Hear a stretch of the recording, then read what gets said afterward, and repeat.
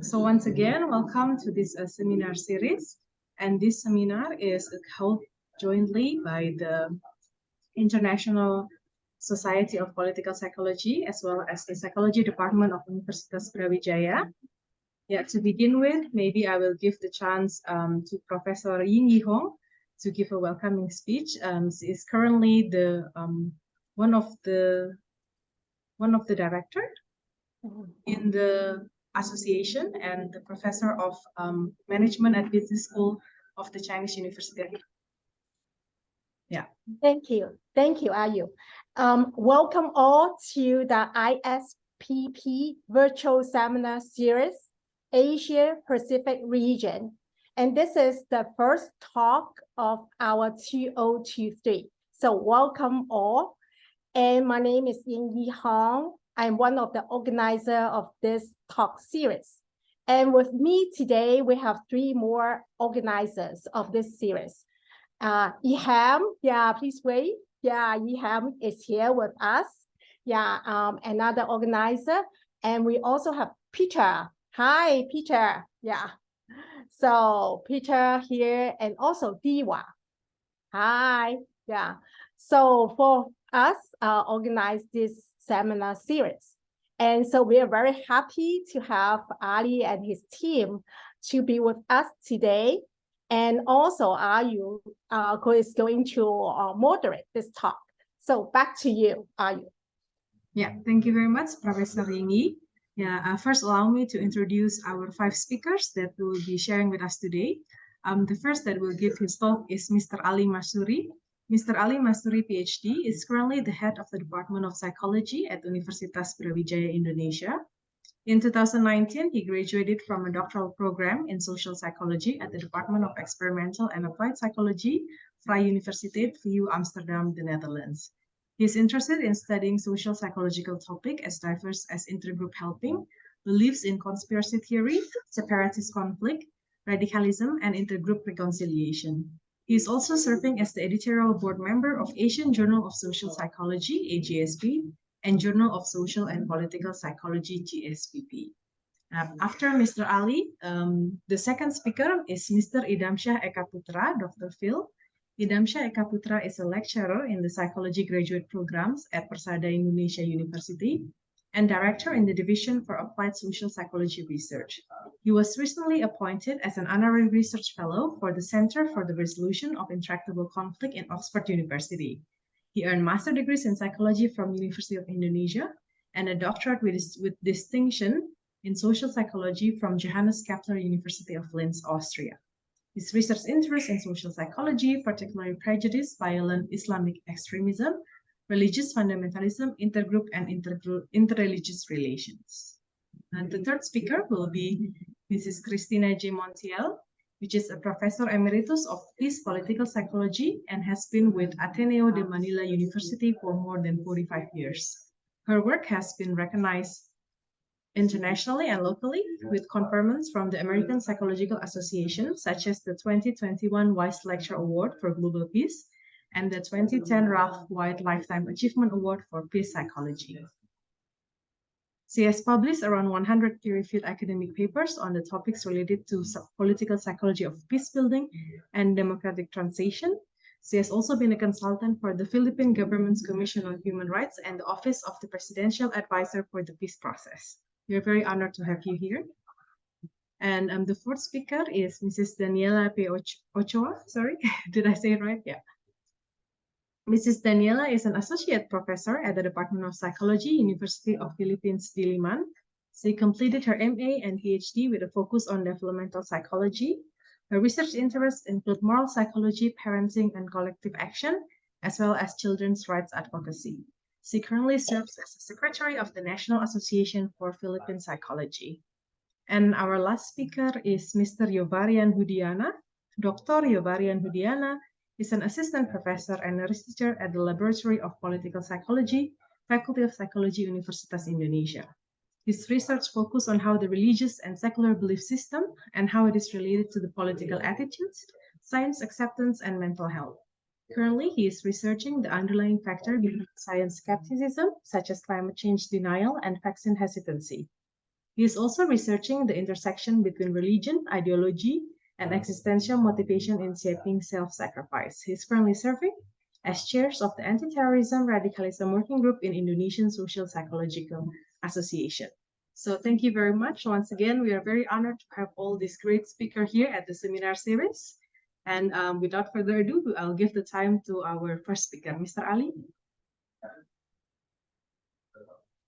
You're still mute, Mr. Ali, sorry. Sorry, okay. Hello, everybody. I hope that all of you are doing well today. First of all, I'd like to thank the International Society of Political Psychology, Pacific Asia region, especially the organizer, Ying Yihong, Diwa, Peter, and Idam for supporting this online seminar. I, as the head of the Department of Psychology, University of Brawijaya, feel very, very glad to host this seminar. And I also thank to the presenters, my colleagues Idam and Professor Tina, and also Dani from the Philippines, and also my colleague Joevarian from Indonesia for your kind availability and willingness to take part in this seminar.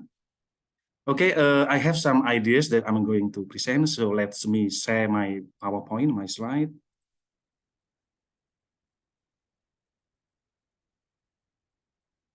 Okay, the topic that I'm going to present actually about sharing my own experience as the lead guest editors of the GSPP, or Journal of Social and Political Psychology, Special Thematic Section, Political Psychology of Southeast Asia.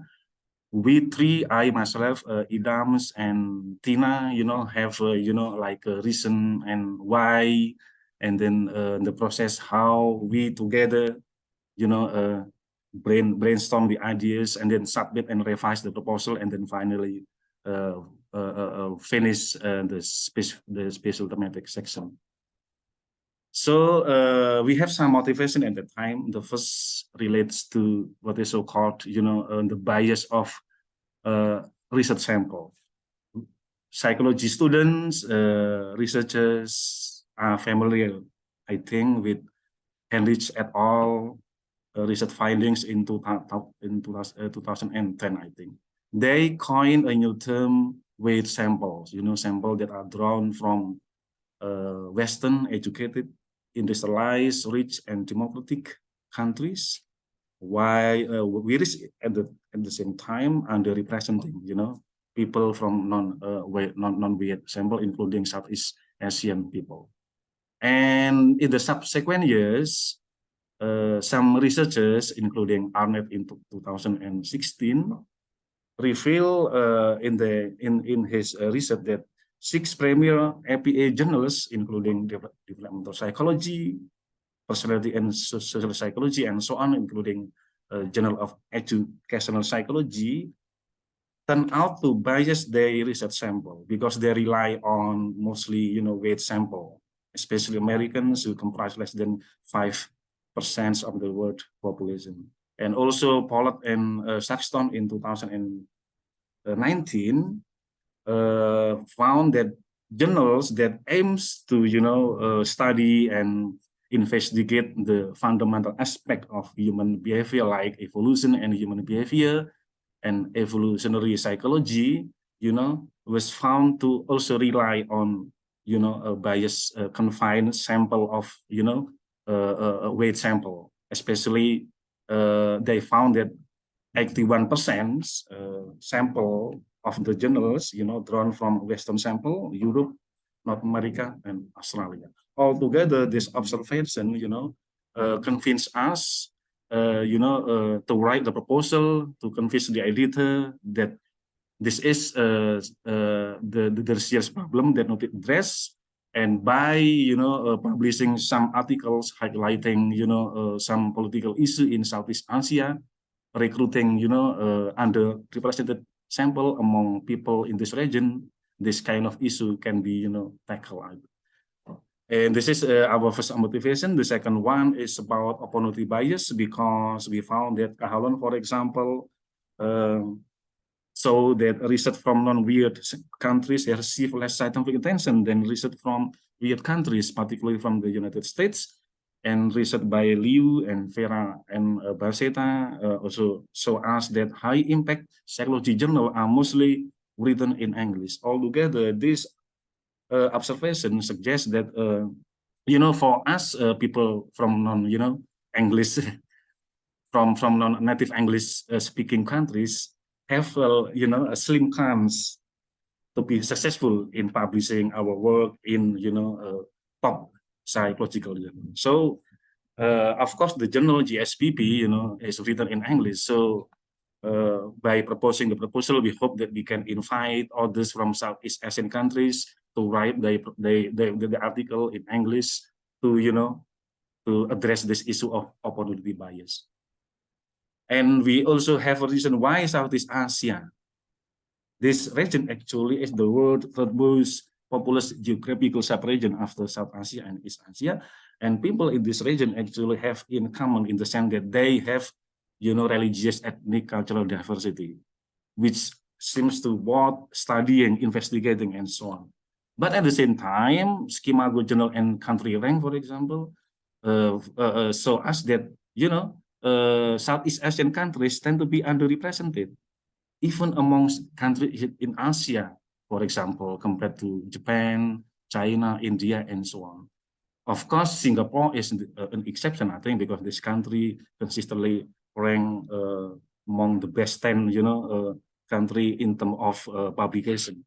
But overall, most of Southeast Asian countries tend to be underrepresented in terms of the publication. And then we have some purposes in writing the proposal.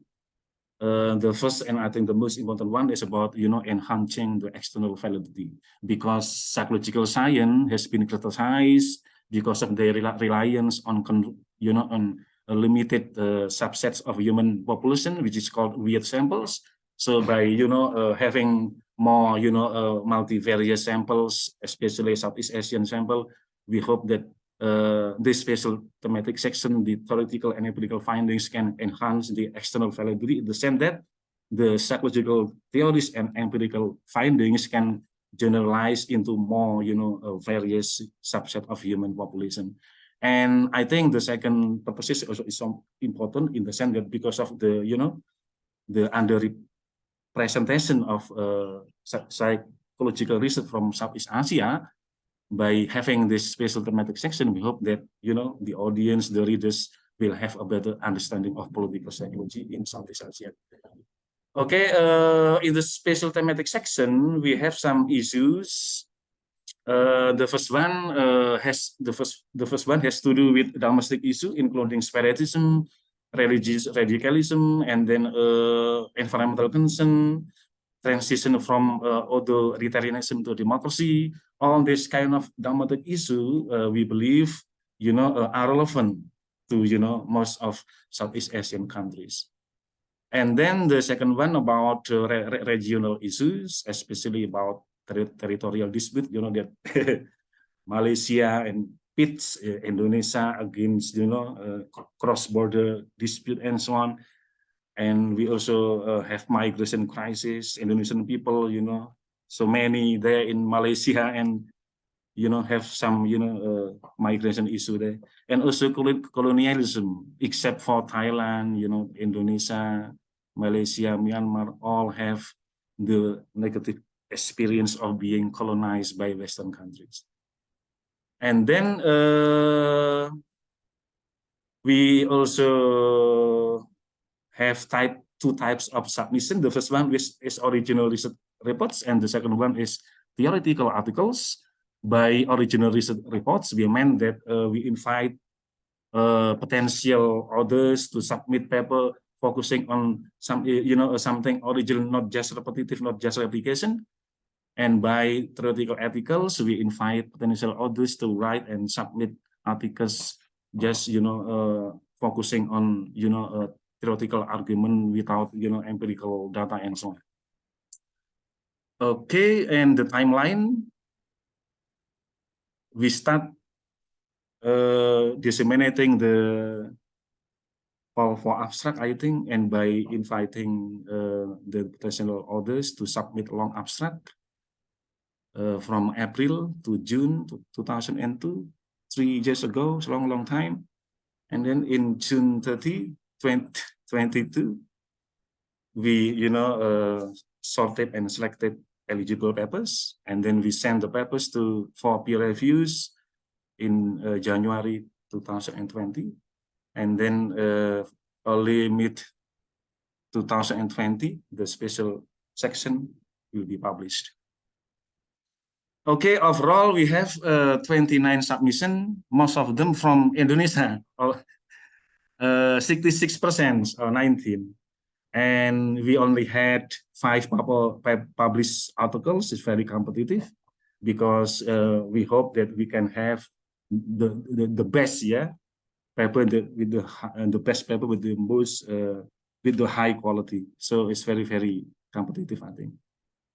And then the guest editors, Idam and Tina, in handling the papers should avoid conflict of interest. For example, I avoid to handle papers from Indonesia, and Tina avoid handling paper from the Philippines, just to avoid conflict of interest. And then it is very also important to accentuate the importance of promoting empathetic comments. English is very important in writing and speaking and so on, but we try to give comments like, okay, please improve your English blatantly and so on. It is not empathetic because we know that just to promote more empathetic comments. Yeah. Okay, and these are the 5 paper published with multivarious topic. I think the first one is about Islam and politics. In Indonesia, it is a correlational research. And then the second one is about state media and terrorist labeling. From the Philippines, it is qualitative research. And then violence against minority groups, Indonesia, it is mixed methods. And the fourth one is moralizing extrajudicial killings, the Philippines. In the Philippines, it is qualitative research. And the last one, vote buying, Indonesia, it is the experimental study, I think. Yeah. Okay,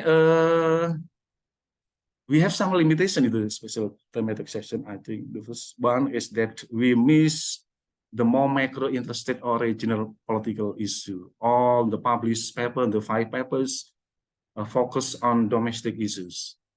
And the contributors are only from 2 countries, Indonesia and the Philippines. We miss contributors from Malaysia, for example, Singapore, Myanmar, and so on. And the last limitation, I think that the special thematic section didn't cover all of the timely socio-political issues in Southeast Asia. And the time, that in Myanmar, there is a very huge international, a very huge conflict between the military and the civil society there that attract, international attention, which is not covered in this special thematic section. Okay, that is my presentation. Thank you for your attention. Back to Ayu. Thank you very much. Yeah, thank you very much, Mr. Ali. Yeah. For the audiences, if you have questions, then you might write it first in chat, and then I guess we will handle the questions after all the speakers have presented their materials. Yeah, if there are no further questions, then we might start with the second presenter, to Mr. Idhamsyah. The time is yours. Okay, I will try to share my PowerPoint first. Yeah. Can you see my PowerPoint here?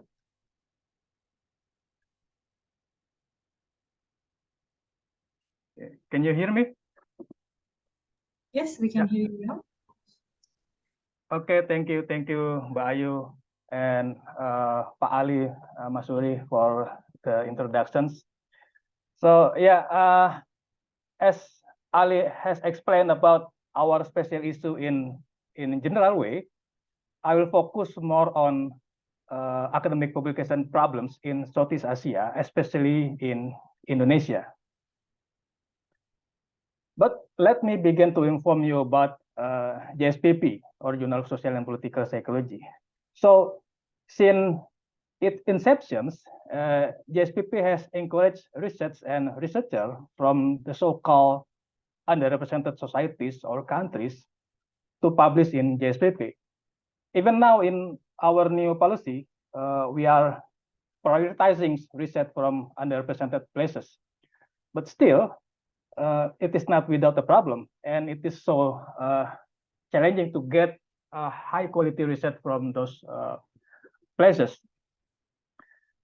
Even though we are prioritizing the research from underrepresented places, in 2022 JSPP publications, the authors are still dominated from Western and English-speaking countries. But because our special sections, thanks to our special sections, authors from Southeast Asia, Southeast Asia countries can contribute 10% of 2022 publications in JSPP. Yet we lack first author from South America and Africa. So even with our new policy, it looks that we still have a long way to go to fulfill our journal's goals in representing a more global and inclusive versions of social and political psychology. In my case, even though I have, let's say, many publications in international peer-reviewed journal, but I still feel it's so difficult to publish my research. And indeed, this challenge is commonly found among non-English speakers. Why? Yeah, because English is not the first and the main language used, and academic writing in English is like a different level or different wall, where your score in English is not a guarantee. Even if you think that your grammar is super excellent, it doesn't mean that you will be good in academic writings.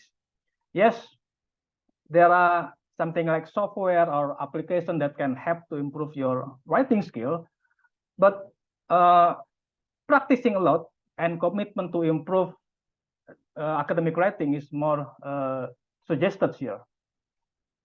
The other thing why it is so difficult to improve the writing skill, it is because we have lack of support. Yeah, many universities, especially from non-Western universities, are oriented more on teaching basis. In terms of ideas or visions, yeah, many universities have developed visions for being a research university, but in practice, practically, it still looks like a teaching-oriented university. And if we found a research project, from my experience, mostly it is applied basis research or research by request, in which the scientific contributions is difficult to find. But despite our limitations, I've mentioned previously, in Indonesia, we have high demand and pressure to conduct scientific publications, particularly to lecturer and postgraduate students. And such demand apply to all higher education institutions, and uniquely, such regulation is controlled by the government, here by the Ministry of Education. Yeah, for me it looks absurd, but it is the fact in Indonesia. So, because of high pressure and demand, for lecturer it is important for them to be able to report scientific publication every semester, or for master or PhD student to have one scientific publication if they want to receive their certificate degree. There is a trending issue now of unethical practice where a third party help the researcher or scholar to complete their scientific manuscript. Yeah, this type of academic service is called as contract chatting, and any practice of academic publication where it use a third party to complete their manuscript, yes, it is considered as wrong, and it is one of academic misconduct activities. interestingly, in Indonesia, the commercial service of academic publications even able to use something like e-shopping market to advertise their service. As you can see here, yeah, there are example of advertisement in e-shopping markets. Yeah, they offer type of journal you want to publish. If you want to publish article in journal indexed by Scopus, the price is different depending the criteria, whether it is Scopus Q1, Scopus Q2, Q3, or Q4. And yes, yeah, for me, of course, this kind of phenomenon is worrying, because I know this type of article mostly ended up in low quality journal. And what I have expected now is confirmed, at least through 2023 Scopus data for publication in discontinued journal. In terms of number, Indonesia is the highest, with about 29,000 publication in discontinued journal. So it means Indonesia is so productive to publish article in low quality journal. Okay, I will skip this. So yeah, for me, scholars like Ali Mashuri or young scholars like Joevarian are super rare to find in Indonesia. And yeah, Filipina is so lucky to have Tina Montiel here. For me, she is so amazing and extremely productive, even with her age now. And I'm curious to know why they want to fight to publish their research. Hopefully, Joevarian and Tina will share their view about it as well, and also Dani. Okay, I will skip this. So what now? Can we empower scholars from underrepresented countries through workshop so that they can produce a good article? Well, I have delivered many workshops regarding academic writing, but it did not work well, as after the workshop, the participants went back to their normal activities. I think this is the reason why many of them are stuck for being just as data collectors. So what I think now is that it has to be more than from workshop to workshop, but there must be something like intensive mentorship, or if you want to establish something like a remote lab established in underrepresented countries. But of course, this kind of thing I have mentioned will be so difficult to implement. And I believe many of you here were trying to find a good solution for this publications issue.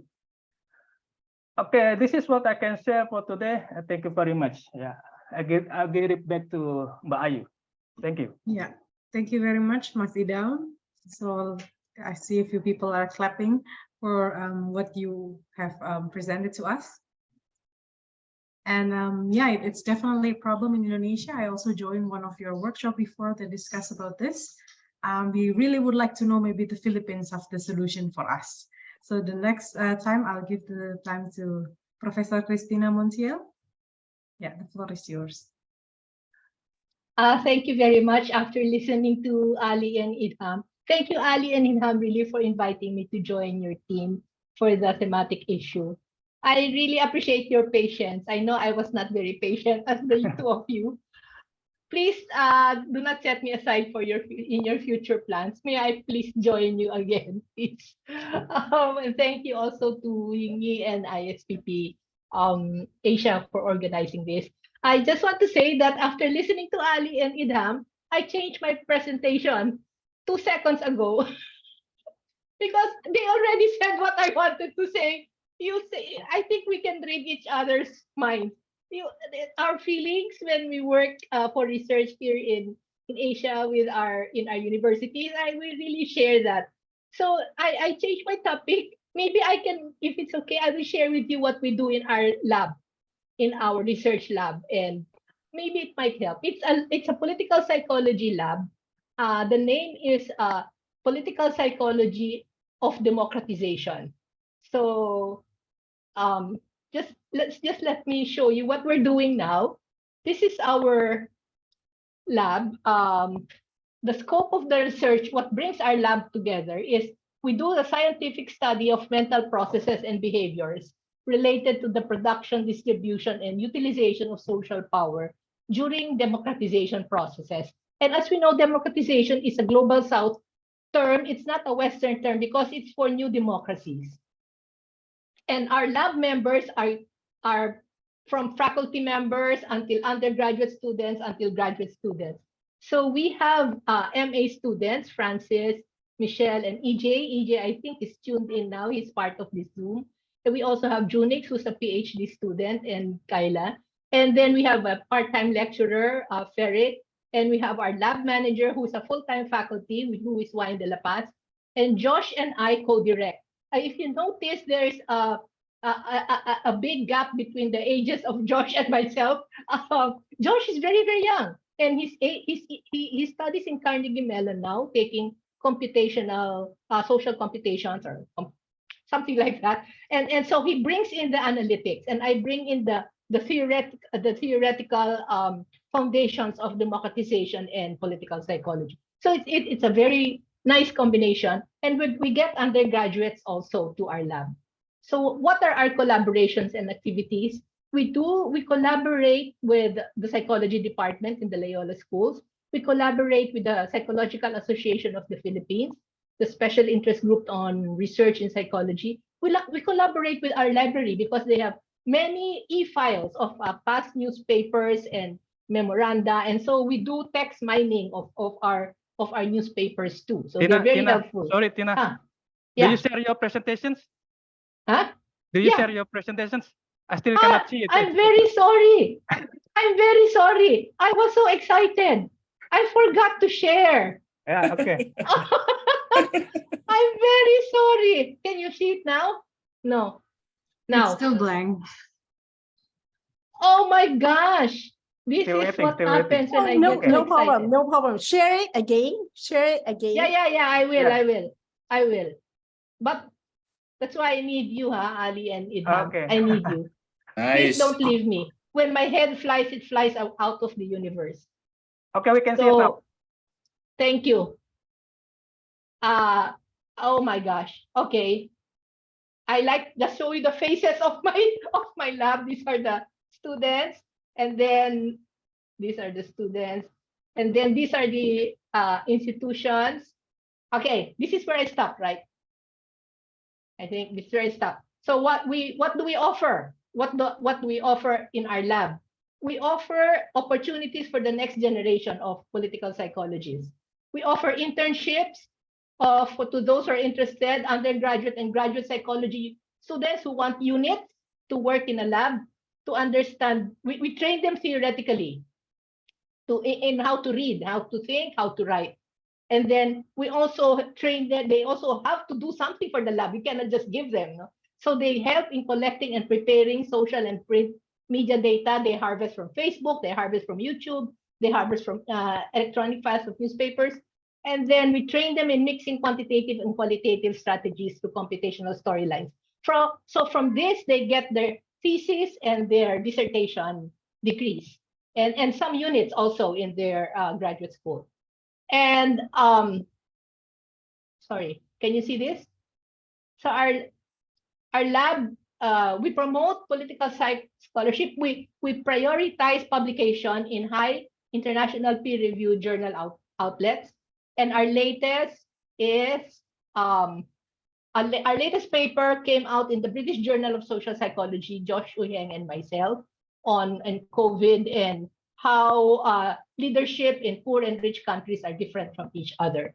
So it was just accepted 2 weeks ago. If you note, these are our papers over the past 3 years. We had 12 ranked papers. If you notice, most of there you are, Ali, there you are, Idham. Thank you for that. Here again, that's why, as you can see, no one can do things alone. We have to do this together. And I thank Idham and Ali for helping in some of the publications. No? But most of these are just by a few of the lead researchers in the lab, Josh Uyeng and myself, plus others in the lab who did their who published their dissertation. This is a dissertation number 8. Number 9 is a thesis. And so this is this number 4 is a paper in the class on analytics. These are graduate students who work for, and eventually their papers became publications.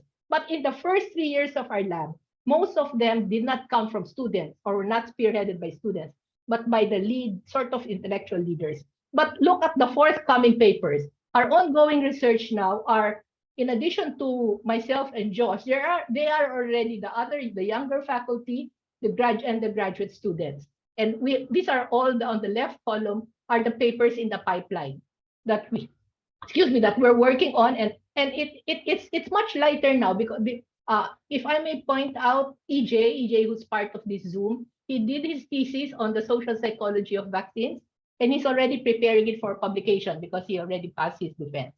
So this is how the next generation can be trained. You can train by workshops, but that's only the tip of the iceberg. The training is by working together.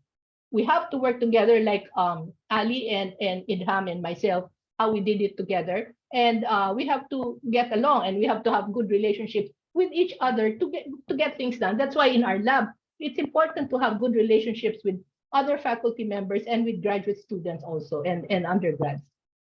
And so here are some of our activities. We had a joint activity with the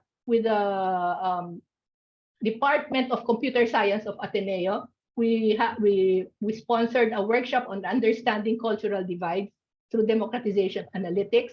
So this was a jointly sponsored by the Political Psychology of Democratization Lab and by another lab from the Ateneo Social Computing Science Laboratory. Another activity, we had our UN lab. This is a Valentine's presentation, so it's like very nice. It makes me feel young. No? They shared something with the Psychological Association of the Philippines. It's on how to run a lab. And the ones who spoke, one of them was Francis Aguda from our lab, and the others were also the younger versions of those in the other labs. And here is another activity. This is an activity of the National Academy of Science and Technology of our country. It was a roundtable discussion on democratization and social media. So these are other scientists from other universities and other social sciences like economics. This is our national scientist, Raul Fabella. And this is Diwa. Diwa, you're here, upper left side, standing up. And so these are other social scientists from other universities also. So our lab is not alone. We have to work with others, and we know we have to work with others. We have we also participate in an international project on a forthcoming book on a psychology of resistance. So we are working on at least one chapter, maybe two. One is on the feminized strength of Leni Robredo, our presidential candidate, as she campaigned in the midst of authoritarianism and patriarchy. And the other is on digital innovations in repression and resistance. So that's about it. Those who want to join our lab, you can contact our lab manager. And thank you. That's it. Thank you. So may I ask a quick question? Yes, go ahead. Yeah. Before I ask my question, I want to introduce Professor James New. Hi, James. Are you here? I think I saw your name. Yeah, I invited Professor James Liu also to join our seminar. Hi, James. Yeah. Hi, James. Hi. Yeah, maybe he will open his mic later. But so I just want to say, here James is the editor-in-chief of Political Psychology. So I think this really attract a lot of attention, and people want to share their experience. So I have a question for Tina. So running the lab is excellent, but it needs money. So where do you find funding? So how are you going to do? What's your business model?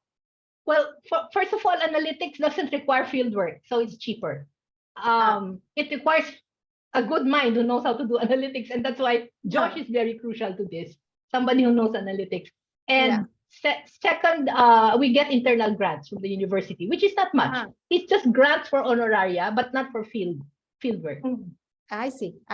But how about hiring of research staff? Because you have research assistants, right? Or some part-time researchers. They get an academic unit for working in the lab. I see. Thank you. Yeah, I also have a question for Prof. Tina. I was wondering if you have non-Philippine student in your lab. So is it an international lab? So for example, can a student from Indonesia join your lab? Is there some kind of scheme like that? It's just Filipino because we deal with natural talk, and so the natural talk is in Filipino. We harvest Facebook and social media, and we do not translate them to English anymore. We analyze the Filipino words to make it more natural. So if anybody comes in from another language, they have to do all of that on their own as part of the lab. Yeah, I see. Actually, I'm doing similar things too. So we are analyzing interviews, protocols, interview scripts in Cantonese. So Cantonese is just a spoken language. So again, yeah, it's very difficult but very rewarding. Yeah. There's also a questions earlier from Peter. Peter, do you want to speak directly or should I read it? Sure. I was just curious about an aspect of Idham's presentation. It might be a naive question, but I'm wondering if most English language journals offer, like editorial proofreading services. So like oftentimes I'll be a reviewer for a paper and, there are minor issues with the grammar and sentence structure and whatnot, but I tend to just ignore that and I'll write in my review, the proofreader employed by the journal should really fix this stuff. And I'm just going to talk about the substantive things, but I'm not entirely sure that even for-profit journals do that. Do you know if that's the case? Yeah, so that question is for Idham. Idham, are you still here?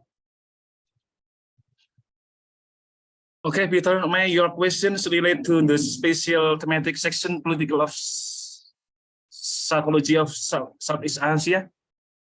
Or perhaps not specifically connected to this special section? Well, it was connected to Idham's presentation. Oh, Idham's presentation, okay. Yeah. Sorry, the question is for me? Yeah. I was just wondering if part of the problem is that journals, English language journals, do or do not offer basic editorial proofreading services so that people for whom English is not a native language can submit articles and focus on the substance of what they're doing, and then the language stuff should, I would hope, be just fixed by somebody working for the for-profit journal company. But I'm not sure if that is what in fact happens. Could you elaborate on that? Yeah, in JSPP, yeah, I just can explain. In JSPP, we do not, unfortunately, we do not provide for facilitating English editing. We just can give something like recommendations. Yeah, recommendations for editing their manuscript. Yeah. Usually it happens also in other journal. Yeah, they provide something like a platform. Yeah, a recommendation for language editing, something like that. Yeah, maybe I can also chip in this regard. I'm the editor-in-chief of Journal of Pacific Rim Psychology. So in general, if the paper is submitted and then the English has problems, we usually would desktop reject the paper, actually, and also tell the authors that they need to find someone to copy edit their paper before they resubmit again. So by the time when reviewers see the paper, actually the English is not very problematic. There might be still, some problems with the English, but oftentimes that can be fixed with, later upon like polishing Yeah. So, but a large chunk or a good percentage of paper might be desktop reject because of language problem. Yeah, thank you very much for that that answers. Perhaps we will continue with the speakers, and then for more questions, you can write me in chat, and then we will handle them at the end. Maybe at the end we'll open a panel where everyone can answer related questions. Yeah. So once again, I want to say welcome to Jim. Jim, there are 5 speakers, and we are at the moment going to the 4th speaker. And the 4th speaker is Daniela. Yeah, go ahead, Daniela. Good afternoon, everyone. Thank you, Ayu, for that introduction. And I will be presenting just a very brief overview of the paper that we published in the special section, and then some reflections on the experience of publishing both in this special section and in general. So I also acknowledge my co-author and my dissertation advisor, Michelle G. Ong, for helping me see this paper through. So we start with the thought of Philippine President Duterte's war on drugs. This is one of his administration's most controversial policies, and it's been linked to thousands of deaths and other human rights violations, but it's also maintained popular support, partly owing to messages about benefits to community security. So given the intense polarization around this policy and many others in the country and around the world, we wanted to understand how we can facilitate productive discussions among people with opposing perspectives. And starting with shared moral concerns is one way to do this. Harm avoidance can be considered an important moral concern across different groups. After all, avoiding harm to others is central to any culture's moral codes and is socialized from early childhood. But people can also construct and negotiate the harmfulness of a policy to lead to different moral positions by building on available, accessible, and relevant discourses. So with this background, we analyzed how individuals constructed and negotiated harm to arrive at their moral positions on the war on drugs. We focused specifically on the aspect of the policy called Project Tokhang, or what the Philippine National Police claimed to be the conduct of house-to-house visitations to persuade suspected illegal drug personalities to stop their illegal drug activities, but which in reality has resulted in thousands of deaths. So in the present study, we used a discursive approach to analyze individuals' moral reasoning at the level of language used in the social context of an interview, and examined how they constructed and negotiated their position on Tokhang on the basis of harm by drawing from existing discourses about the policy. So we also used the theory of dyadic morality as a starting point to make sense of constructions and negotiations of harm. The theory argues that an issue can be constructed as morally relevant when an intentional agent is perceived to cause harm to a vulnerable patient or victim. Though harm is considered relevant to everyone, disagreements arise when individuals construct different degrees of harm in the situation based largely on their judgments of the agency and vulnerability of agents and victims and the causality of harm between them. So coming from a social constructionist perspective, our research looked at the interaction between the individual and societal levels. We examined how individuals appropriated publicly available discourses in their moral reasoning about this policy and constructed this in the context of an interview. So I interviewed 12 young adults using interview questions patterned after Jensen's 3 ethics reasoning assessment and analyzed interviews using thematic analysis with attention to discourse. So very briefly, I will present an overview of the results. So in general, we saw in our analysis that reasoning about Tokhang showed different degrees of intentionality of agents and vulnerability of victims serving as the basis for their moral positions. Those who condemn the policy emphasized harm experienced by vulnerable victims here of society's shortcomings. Experienced by vulnerable victims. So, for instance, the drug users and pushers who are actually victims of society's shortcomings, innocent victims with mistaken identity, the families of those left behind, and ordinary citizens whose rights are at risk because of the system of impunity.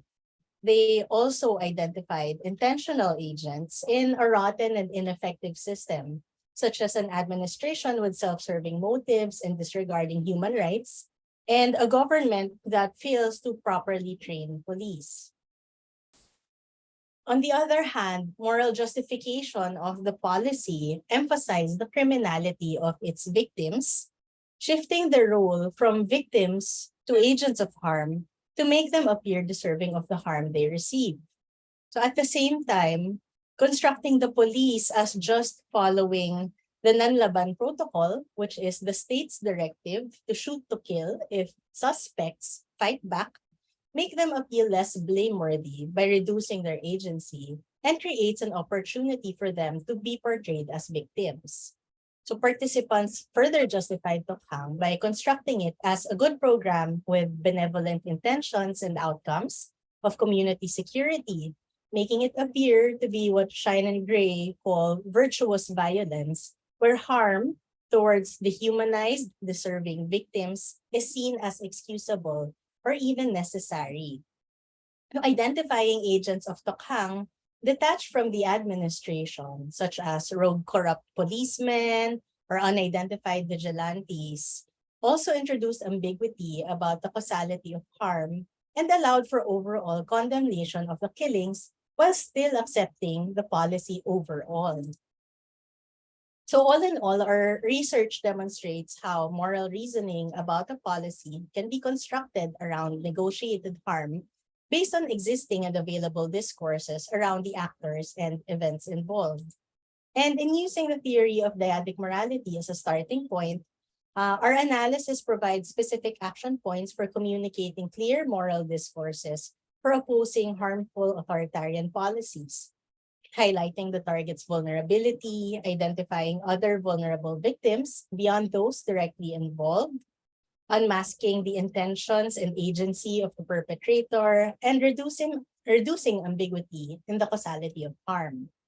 It also demonstrates how individuals can produce different moral positions depending on the accessibility and relevance of particular discourses to them, likely as a function of their characteristics and context.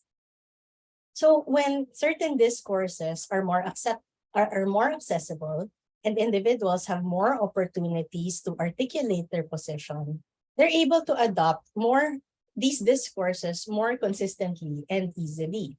So the goal is to find ways for discourses more consistent with a just society to multiply and gain more traction, and to promote access to respectful deliberation of these discourses beyond individuals' echo chambers.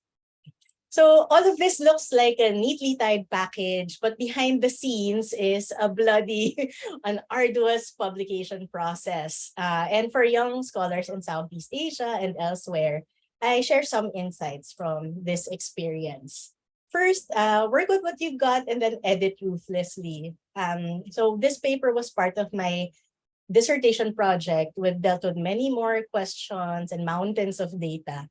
And this was a useful starting point, but I also had to choose which slice of the data I could use and what story I could tell, which leads me to the next point of spotting opportunities and finding a place for your work. So Diwa, thank you, sent me the call for papers for this special section.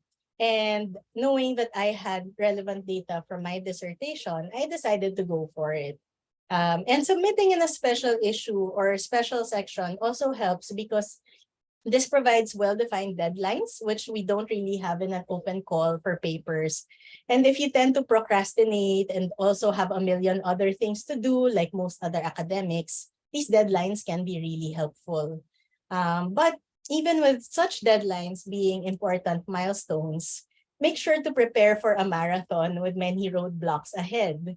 Throughout the process of preparing to publish this paper, I had to take on the massive administrative task of leading the overhaul of our department's graduate program and a bout of COVID in the family, not to mention getting the hang of teaching classes remotely. So a while ago, Idham mentioned that Indonesian universities, though even when claiming to be research universities, are still focused on teaching. The same is true for us. So revising and resubmitting took a lot of work and does take a lot of work and can seem to go on forever. So persistence was really crucial to see this through, but I didn't have to do it alone. To publish, it takes a village. So don't be afraid to ask for help. Some villages can be more structured, like what Ma'am Tina presented a while ago. Some can be more informal, but particularly the experience of publishing in this special section really showed the value of that. The editors were really supportive and helpful with the feedback. I think they reflected what they said a while ago. So thank you, especially to Idham and to Ma'am Tina for helping me reach the finish line. Midway through the revisions, they actually suggested that I find a co-author to help clarify my thoughts. Since this was part of my dissertation, I asked my advisor to help me with the last push. And in hindsight, I think it would have been helpful if I had asked her from the very beginning and other colleagues as well before I submitted the paper. So our colleagues can be really helpful, especially when we've been in our heads for too long. Sometimes you know what you want to say, but you're not really sure how to say it. So asking for help is crucial.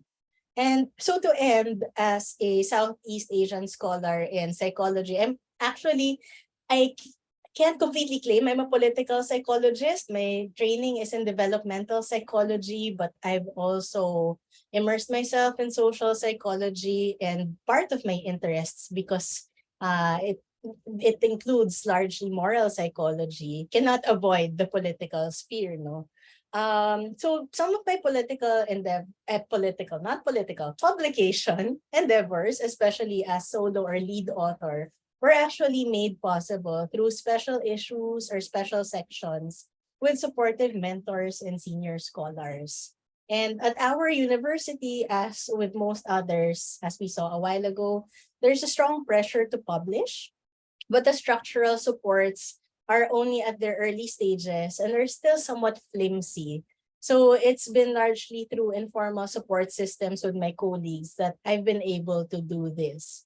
And I was just talking to Diwa about this. It sometimes feels like the blind leading the blind, but I also hope to contribute to building more and stronger structures for early career scholars to produce and publish their research. It's not obvious, but I'm already one of the most senior in our department. We have a generation gap. So it's also up to us to get this started. And I also thank the special section editors for putting this together to support young scholars like myself. So thank you. Yeah, thank you very much, Danielle, and congratulations for the publication. And I think many of us could definitely relate to that arduous journey to getting it published, especially from the dissertation part. Yeah. So once again, congratulations for your hard work. Yeah. For our last speaker, Mr. Joe Hudiyana, the floor is yours. Okay. Thank you, Ayu, for the warm introduction, and thank you, Yingyi and the team for holding this seminar.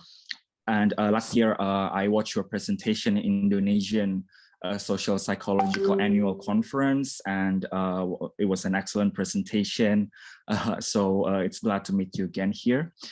And thank you, Mas Idham and Mas Ali, for inviting me for this to be a speaker in this session. And yeah, thank you for Tina and also Thank you, Tina, for the excellent presentation. Also, I'm having a bit laggy here with the sharing of the PowerPoint slides. Just a second. Can you hear my voice? Yes, but we can cannot see hear. your PowerPoint yet. I really can't do anything with this slides. I don't understand why.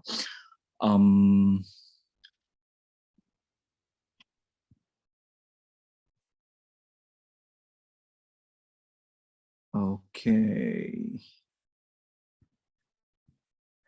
It's a bit laggy here.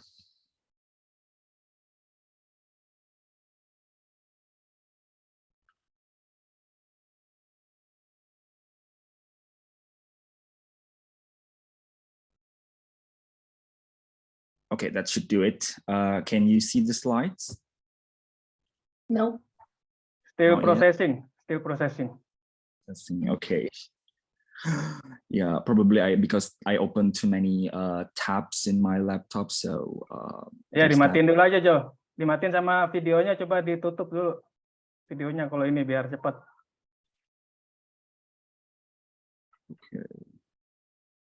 Okay, can you see it now? Yeah. Yes. Okay. Yeah, so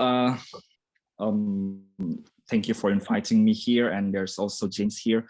A little bit nervous because I know what I'm presenting. Are some papers which are rejected by the political psychology journal, but I think I personally think that this research that has been conducted by the Laboratory of Political Psychology in Indonesia is something that may offer a perspective from the Indonesian political psychology. Okay, so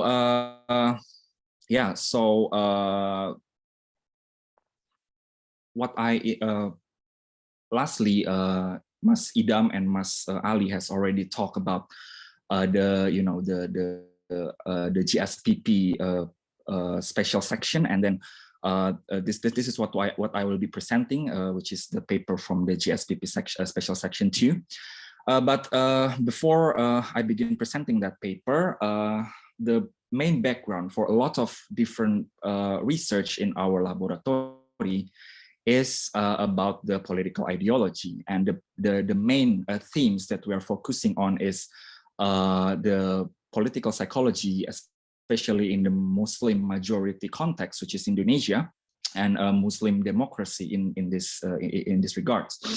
So often the studies of political ideology focus too much on the context of US politics, like the liberals and the conservatives, which may be similar with a lot of different countries, such as perhaps European countries and Western countries. However, in many parts of the world, such a spectrum may not be meaningful. So for instance, in some parts of the world, the terms liberal and conservative might not be really meaningful. It is more meaningful to see the political spectrums as a battle between the political leaders, or they see it not as an ideology, they see it as a political issues. So for example, the issues of gun control is maybe something that is prevalent in the United States, and it's something that may be related to whether you're conservative or liberal, if you support gun control or if you oppose to gun control. But in the rest of the world, these kinds of distinctions may not be meaningful at all. So in many parts of the world, such spectrum may not be meaningful, and including perhaps in Indonesia. So we aim to explore and examine the political ideology in Indonesia, which is the largest Muslim democracy. So we have several papers. Some of them are still in the work in progress, but some of them have already been published, and one of them is the one that has been handled by the editors here, Tina, Mas Idham, and Mas Ali. So in this paper, we found that actually Muslims cannot be concluded as a single political groups. Previously in the work in the famous work such as the Class of Civilization by the Samuel Huntington, he argued that after the post-Cold War conflict, the class of civilization happens particularly between the Western world and the Muslim world. But in this paper, actually, he depicted Muslim world or Muslim people as a single group who oppose the Western society or Western civilizations. However, if we see the Indonesian context, the largest Muslim democracy, we don't see that kind of pattern in which that there are mostly hostile sentiment toward the Western world.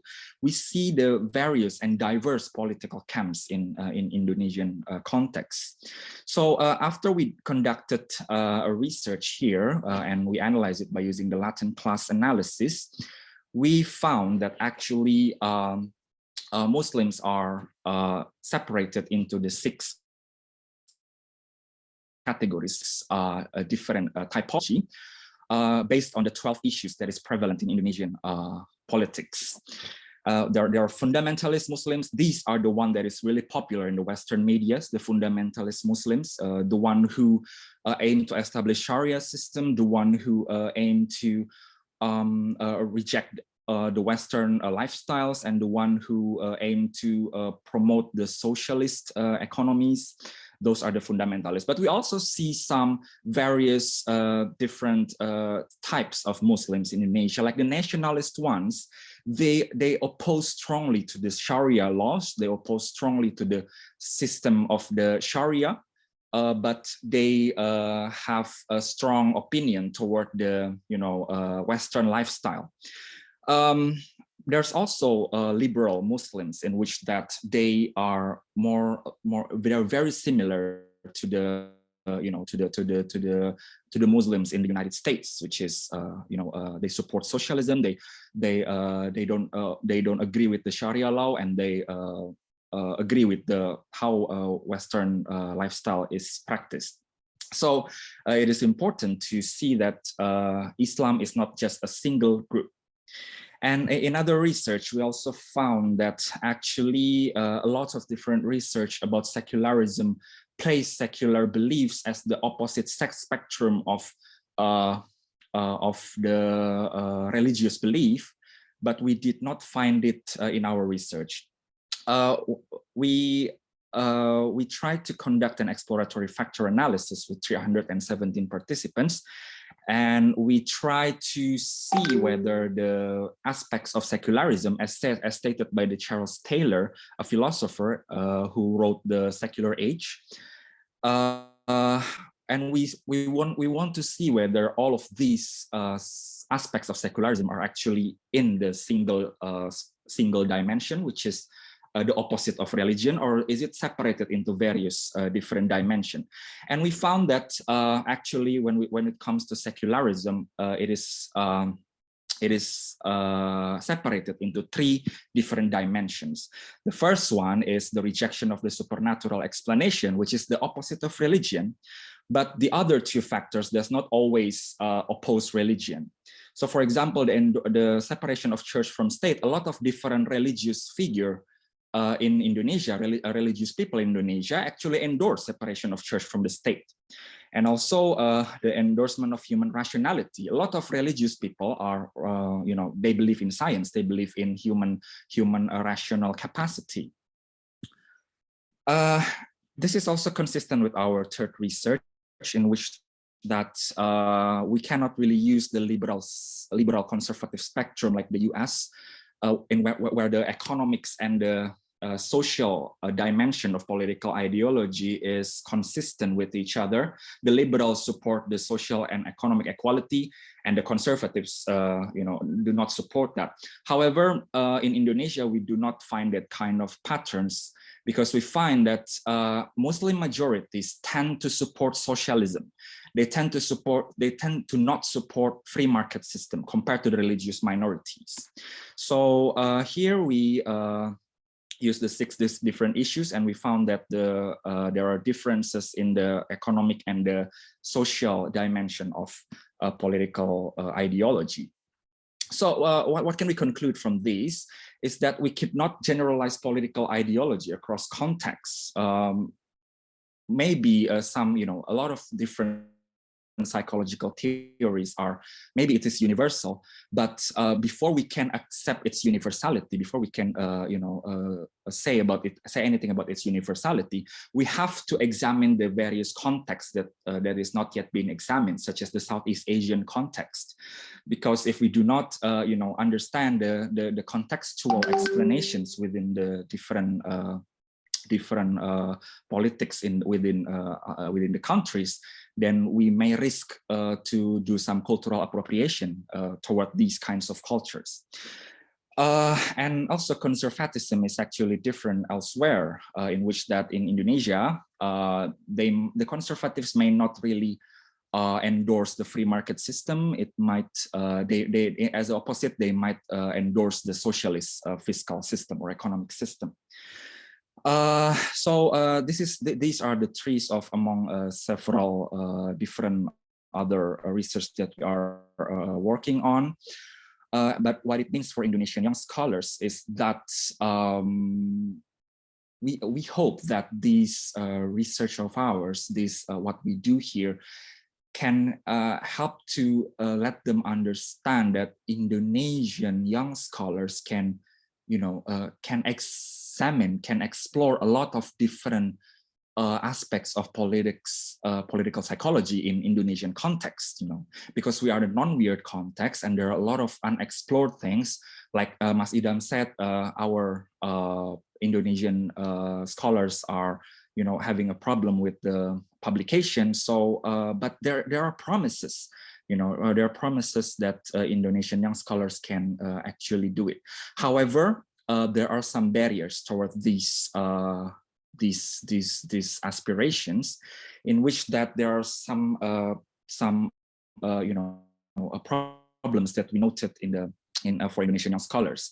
Well, the first one is about the norms, in which that the publications are sometimes not regarded as essential for Indonesian scholars in academia, even when after the PhD students have already gone abroad and they go back to Indonesia, usually because the norms does not regard research as important, then they don't do research. It is being seen as secondary. It is not being seen as something primary. The most primary thing is about teaching and community service, which is great. Community service and teaching is also the heart of the academia, but research should also be placed in pedestal here. Also the bureaucracy of that is faced by Indonesian young scholars, because young scholars are expected to work on lots of bureaucratic and structural tasks in campus. So you will see a lot of young scholars in Indonesia become a department leader, even a dean of the faculty, and something like that, because these are bureaucratic and these are structural tasks. And so when they fill these kinds of positions, there will be less likely for the young scholars to have time to do some research. And there are also some lack of epistemic communities. For me, I am very, very lucky to have a lot of different mentors, such as Mas Idham, Mas Ali, and also the Laboratory of Political Psychology. Bang Hamdi, he's over here too, and also Dr. Mira, and a lot of different people in the Laboratory of Political Psychology. I'm very lucky to have them, because I have the epistemic communities in which that I can discuss about the trends in political psychology. I can talk about the various issues in the psychology. But a lot of different scholars, young scholars in Indonesia, does not have that kind of privilege. I know that a lot of universities does not especially place these kinds of epistemic communities as something that is important. So it is a great challenge for us to develop these kinds of epistemic communities. And lastly, it's about the research quality, a lot of Indonesian scholars has actually done research at quite a young age. At the undergraduate, there's this undergraduate thesis that everybody is working on, but how to detect the gap in the literature, how to detect the importance of research is not well established. And these kinds of habits, they brought it even until they become a scholar later. So these actually are the problems of the perhaps of Indonesian young scholars.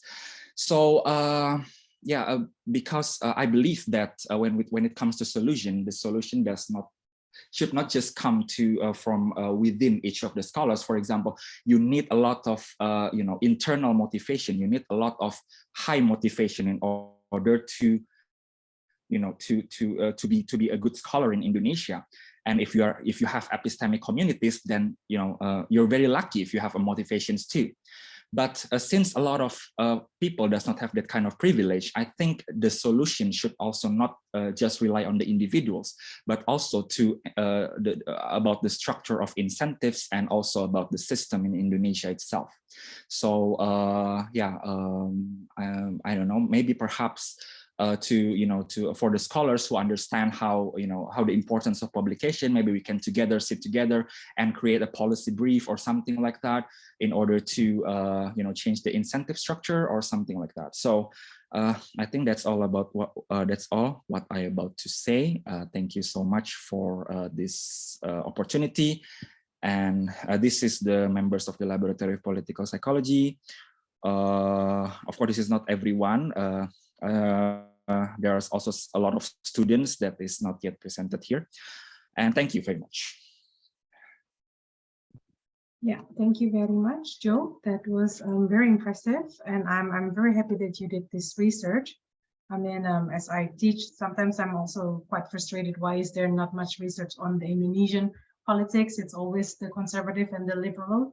So for me, it's really like gate opening for Indonesian researcher to just, build on what you have discovered. And of course, this aspect of religiosity is very important for Indonesian politics. Yeah. We will go ahead into our discussion section.